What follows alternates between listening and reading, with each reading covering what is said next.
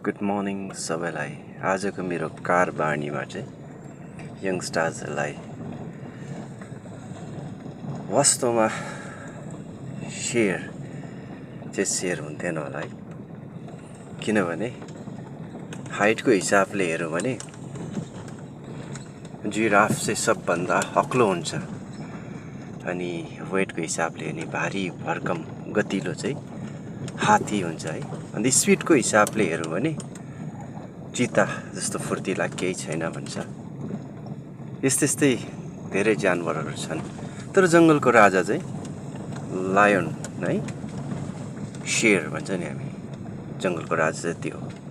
अनि के खास चाहिँ छ यसमा? त्यसलाई सोधेँ अरे क्या, तँ चाहिँ किन राजा? अब हाइट वेट चतुर सबैमा पनि अरू छ है, तर किन तँ चाहिँ राजा? किनकि मलाई लाग्छ म राजा हो। उसलाई लाग्छ अरे क्या म राजा हो भन्ने।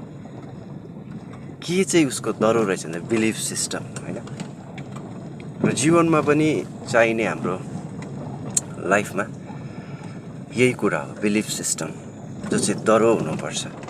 हाम्रो युथहरूलाई, हाम्रो नानीहरूलाई, पढ्दै गर्नेलाई स्ट्रगल गर्नेलाई यही भन्छु कि बिलिफ सिस्टम चाहिँ डरो हुनुपर्छ। म के हो? म केही न केही चाहिँ हो, वास्तवमा म हो है। अनि आफूले जस्तो प्रकारले आफूलाई ढाल्छ, थिङ्किङ गर्छ, सोच्छ नि, त्यही किसिमको चाहिँ भइन्छ।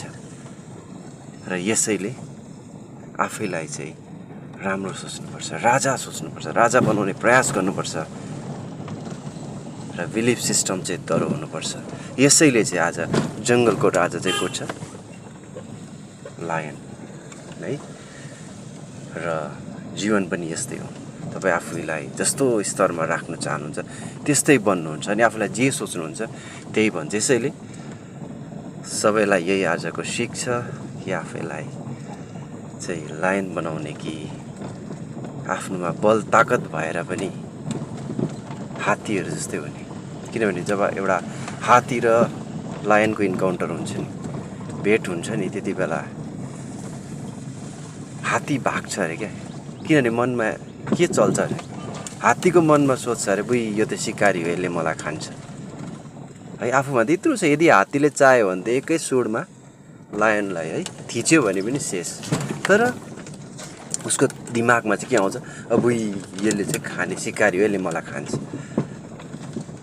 तर लायनको दिमागमा चाहिँ के हुन्छ अरे भने यो चाहिँ मेरो शिकार हो, यसलाई मैले खानुपर्छ, अनि उसले जित्छ क्या।